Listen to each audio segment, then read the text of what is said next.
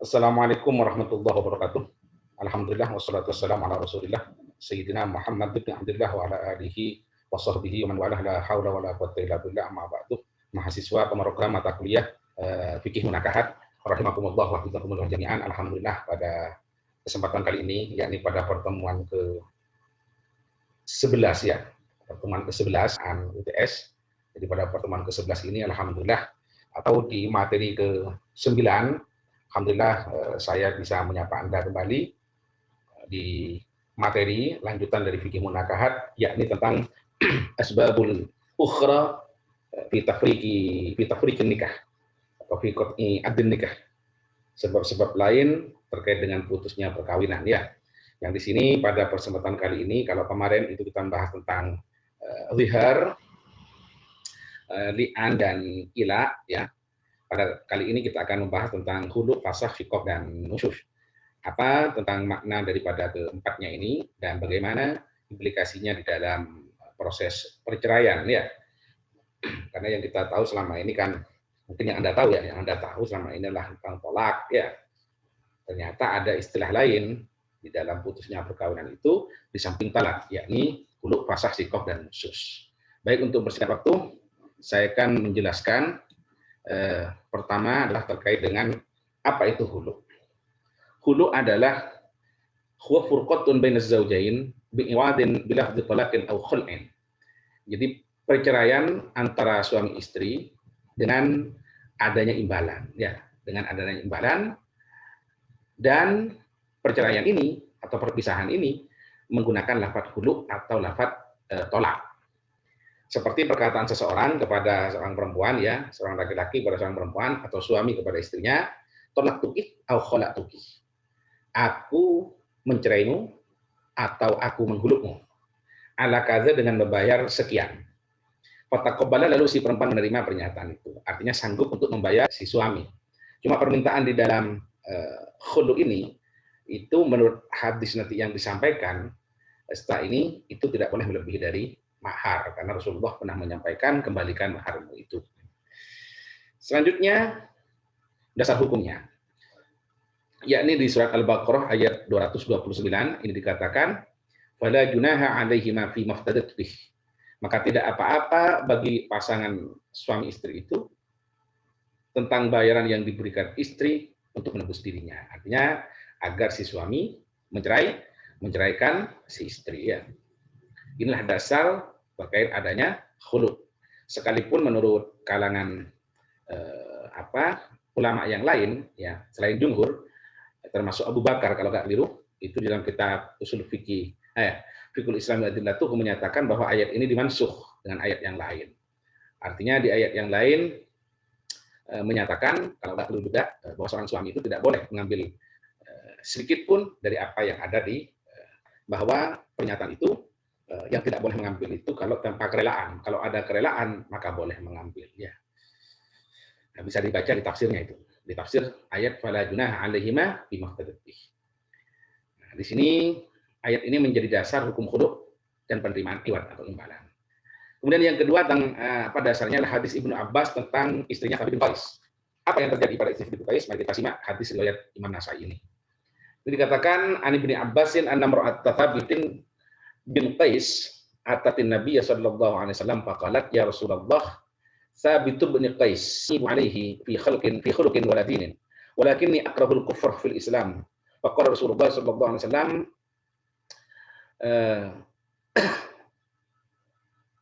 ini dari fi'il mudhari' radda yuruddu ya, berarti taruddani tarudduna ya, taruddina, berarti bacanya ataruddina alaihi hadithatahu qala na'am qala Rasulullah sallallahu alaihi wasallam akbil hadithatah fatallikha tatliqatan. Riwayat dari Ibnu Abbas bahwasanya istrinya Sabit bin Qais ini datang kepada Rasulullah mengadu lalu mengatakan kepada Rasulullah, hai Rasul, terkait dengan Sabit bin Qais ini aku tak mau mencela akhlak dan agamanya dia, tapi aku ini tak suka kalau aku nanti kufur dalam artian ingkar terhadap nikmat Allah terhadap diriku, khususnya ketika aku sudah beragama Islam ini, katanya. Aku tak mau bersikap kufur kepada Allah di dalam Islam. Maksudnya artinya tak Qais gitu ya. tidak menerima terhadap apa yang diberikan suami kan nanti bisa kufur. Jadi dia bilang begitu. Lalu Rasulullah bersabda, "Ataruddin alaihi hadiqatahu?" Sanggupkah kamu mengembalikan kebunnya Sabit itu yang dulu dijadikan mahar buat dirimu, itu katanya. Qalat na'am, si imra'ah Sabit ini, istrinya Sabit ini bilang, "Iya." Kalau demikian, Rasulullah SAW, "Aqbil hadiqah atau liqatat liqatan." Kalau demikian, silahkan terima kebun itu dan ceraikan dia sekali saja, katanya.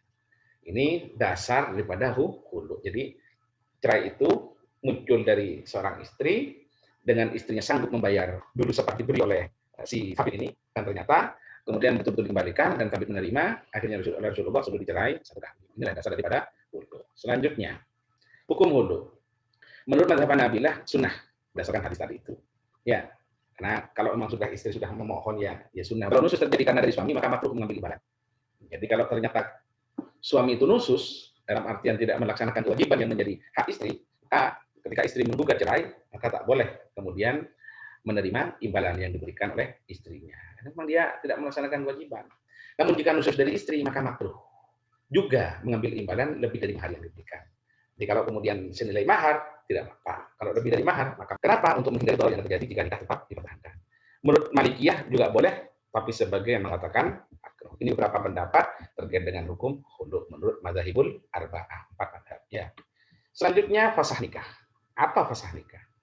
Fasah sendiri maknanya wal fasl istilahan halul tibatil aqd. Atau ta'malu kalimatul fasl ahyanan bimakna rafil aqd. Fasah itu secara istilah adalah melepaskan hubungan akad pernikahan atau menghilangkan hukum akad pernikahan atau hilangnya hukum akad pernikahan.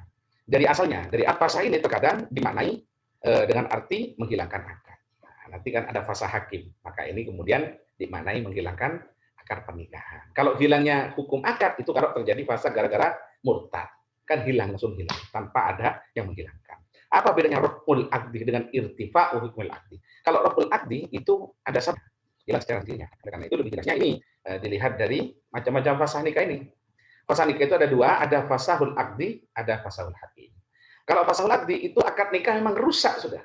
Jadi hilang hukum nikah langsung hilang karena beda agama. Awalnya sama-sama muslim, di perjalanan ternyata istri murtad, sudah hilang akad pernikahan. Kalau dilanjutkan zina itu. Suami istri ternyata masih ada hubungan asal. Selama 5 tahun nggak tahu, ternyata dia masih ponakannya. Ya, nggak boleh. Atau dia masih adiknya misalkan, karena dulu dipisahkan oleh tsunami besar misalkan. Apa fasah hakim itu? Kalau fasah hakim itu pernikahan yang dipisahkan oleh hakim, oleh putusan majelis hakim. Dengan alasan berikut biasanya. Suami tak diketahui kabarnya minimal 2 tahun. Jadi toyib lah. Berarti tidak ada hak kewajiban tidak dipenuhi oleh pertahankan. Sementara salah satu pasangan, yaitu suami tidak mau menceraikan. Nah, ini tetap harus diceraikan. Suami istri melakukan mula'anah. Gara-gara li'an, sama-sama berli'an, itu dipisah oleh hakim. Ya. Dan akhirnya tidak boleh bagi keduanya. Ya. Selanjutnya, pengertian sikok dan doror. Ada kata sikok, ada kata doror. Apa sikok? Sikok itu adalah ini pertengkaran atau pertikaian yang terjadi sebab adanya pencemaran nama baik dalam kehormatan. Atau doror itu apa? Idza uzzawji li zawjatihi bil qawli aw bil fi'li. Menyakitinya suami kepada istrinya dengan kata-kata atau dengan perbuatan. Dipukul atau dicaci maki, kaskai, wa takbih dan mengolok-ngolok menjelekkannya. Wa darbil mubarrih, memukul yang menyakitkan. Walhamdulillah lima haramullah, melakukan perbuatan yang diharamkan oleh Allah. Dan lain sebagainya. Jadi sikok dan doror itu hampir sama ya. Jadi perselisihan yang katanya saling umpat gitu kan ya, saling menjelekkan, saling merendahkan nama baik keduanya. Selanjutnya ada satu sikok, ini dicerahkan di ayat 35 dikatakan, wa in khiftum shiqaqa bainihima fab'athu hakaman min ahlihi wa hakaman min ahliha yurida islahan yuwaffiqillahu bainahuma innallaha kana aliman. Ya, terjadi sikok antara keduanya, maka kirimkanlah seorang hakam, pengadil, penengah dari keluarga si suami, wa hakaman min ahliha dan pengadil dari keluarga si istri. Yurida islahan jikalau keduanya memang masih ingin terjadi rekonsiliasi, terjadi perdamaian, artinya masih mau dipersatukan. Yuwaffiqillahu bainahum, taufik kepada suami istri itu. Innallaha kana aliman khabira, Allah itu Maha mengetahui lagi Maha mengenal. Ini dasar hukum. Selanjutnya akibat hukum. Apa akibat hukum? Apabila dalam kasus sikok ini keduanya tidak dapat berdamai, maka salah satu ya kalau sudah ada hakam min ahlihi hakam min ahliha sama-sama enggak didengar, ya cerai saja, sudah kan begitu. Berarti tidak ada itikat baik untuk memperbaiki hubungan. Kedudukan cerai sebab kasus sikok namun dia harus menikah dengan akad baru lagi dan dengan mas kawin baru. Ini perceraian gara-gara syikok. Selanjutnya nusyuz. Apa nusyuz? Nusyuz itu secara etimologi adalah berasal dari kata ya, perempuan yang mendurhakai suaminya. Secara etimologi suatu tindakan seorang istri yang dapat diartikan menentang kehendak suami dengan alasan yang dapat diterima menurut hukum syara. Ini kalau nusyuz versi istri. Kalau nusyuz versi kan bahwa seorang suami tak mampu melaksanakan kewajiban dia sebagai suami kepada istrinya, sehingga hak istri tidak dapat dipenuhi, maka itu dianggap nusyuz. Nusyuz. Hati-hati persoalan nusyuz ini. Dan satunya ini di surat An-Nisa ayat 34 dikatakan a'udzubillahi minasyaitonirrajim, ini nusyuz bagi istri, hunna wahjuruhunna fil madaji' wadribuhun. Fa in ata'nakum fala tabghu 'alaihinna sabila innallaha kana 'aliyyan kabira. Wanita yang kamu khawatirkan nusyuz, maka nasihati mereka. Jika mereka menaatimu, maka janganlah kamu mencari-cari jalan untuk menyusahkan mereka. Jadi kalau perempuan-perempuan itu nusyuz, diberi mau'idhah. Jangan pisahkan tidurnya dari tempat tidurmu, katanya. Pukul dengan cara pukulan yang tidak menyakitkan. Tapi kalau mereka sudah taat, ya kamu jangan mencari alasan-alasan lagi untuk menyusahkan mereka. Istrinya sudah taat, tapi masih mencari-cari saja kesalahan si istri, ini tidak boleh. Selanjutnya, ini nusyuz bagi seorang suami. Bagaimana ini ayatnya? Ayyusliha bainakum as-sulha. Was-sulhu khair wa uhdiratil anfusyuh. Wa in tuhsinu wa tattaqu fa innallaha kana bima ta'maluna khabira. An-Nisa 128. Dan jika seorang wanita khawatir perdamaian yang sebenar-benarnya, dan perdamaian itu lebih baik bagi mereka. Walaupun manusia itu menurut tabiatnya kikir, katanya. Dan jika kamu bergaul dengan istrimu secara baik dan melihara dirimu dari nusyuz dan sikap, ini dasar nusyuz dari seorang suami, ya. Ciri-ciri nusyuz istri. Menurut mazhab Hambali, cirinya adalah seorang istri itu malas atau menolak ketika diajak bersasa enggan dan menggerutu sehingga rusak adabnya terhadap suami. Ini menurut mazhab Hambali, itu sudah dianggap nusyuz. Kalau sudah nusyuz begitu, maka seorang suami tidak wajib memberikan nafkah kepada si istri. Menurut ulama Syafi'i, cirinya seperti menutup pintu rumah agar suami tidak bisa masuk. Kata suaminya pulang terlalu malam, dikunci, keluar agar tidak pergi kemana-mana. Itu juga bagian daripada nusyuz. Tidak mau diajak istimta. Istimta itu ya berhubungan intim, bersenang-senang ya. Diajak tidur bareng nggak mau misalkan. Ini keluar rumah tanpa bagian daripada nusyuz seorang istri. Menurut mazhab Maliki, cirinya istri menolak diajak istimta, sama ya. Keluar rumah tanpa izin suami, sementara istri tahu bahwa tempat yang akan dituju itu ada dia masih saja datang ke situ. Itu juga bisa melakukan nusyuz. Kecuali kemudian keluar rumah untuk beli tempe, kan beda itu. Jika istri tidak taslim, artinya tidak tunduk dan patuh kepada suaminya. Pokok tidak tunduk dan patuh, ya nusyuz sudah. Ini sangat keras sekali kalau mazhab Hanafi. Ini beberapa ciri nusyuz dari seorang istri. Kalau suami bagaimana? Kalau nusyuz seorang suami, ada ketakpedulian, meninggalkan istri dan dan tempat kecuali sekedar melakukan sesuatu yang wajib atau kebencian terhadap istrinya terlihat nyata dari sikapnya. Meninggalkan suatu kewajiban, tak menafkah baik zahir dan batin. Angkuh, senang-senang kepada istri, sombong kepada istri. Nusyuz sebagai kedurhakaan suami itu yang punya perangai yang kasar, temperamen, bahkan bisa sampai mengancam bahaya pasangan suami istri saling membunuh itu kan. Nah, itu gara-gara ya ini nusyuz ini, harusnya segera berpisah saja. Ketimbang kemudian bisa terjadi hal-hal yang melanggar istrinya. Ini kalau istrinya banyak, misalkan kasus poligami, nah ini harus adil. Kalau tidak adil maka nusyuz suami itu. Tidak mau melunasi hutang mahar. Jadi misalkan maharnya 100.000 hanya bayar 50.000. Apa implikasinya? Ya berarti seorang istri tidak wajib melaksanakan kewajibannya yang menjadi haknya suami. Gitu. Jika diajak melakukan hubungan intim tidak mau, tidak masalah. Karena si suami juga tidak melaksanakan kewajibannya. Mengusir istri keluar dari rumah artinya istri itu tinggal serumah dengannya. Nah, ini kan apain bermenang? Nah, dulu ada itu seorang pejabat di Kabupaten Banten itu mencerai istrinya hanya dengan SMS. Ini kan senang kali itu namanya. Akibat hukum ya, Pak itu tadi, uang itu wahjuruhun. Dengan cara yang baik agar dia sadar. Kalau tidak bisa, maka bisa ranjang. Wahjuruhunna fil madaji. Itu kan. Kalau tidak bisa, maka ini akibat hukum. Kalau nusyuz, maka ini pertama dinasihati, kamu jangan begitu. Kalau tetap tidak begitu, maka tidak diajak tidur bareng lah. Pisah ranjang. Ya. Kalau kemudian tetap saja, maka bisa kepada istrinya. Selanjutnya, kalau suami nusyuz bagaimana? Kalau nusyuz itu muncul dari suami, maka itu akan merugikan, bahkan akan menyengsarakan. Saja kalau seorang suami tidak melaksanakan kewajiban dia sebagai suami, tidak menafkahi keluarganya. Siapa yang sengsara? Pasti istri dan anak-anaknya.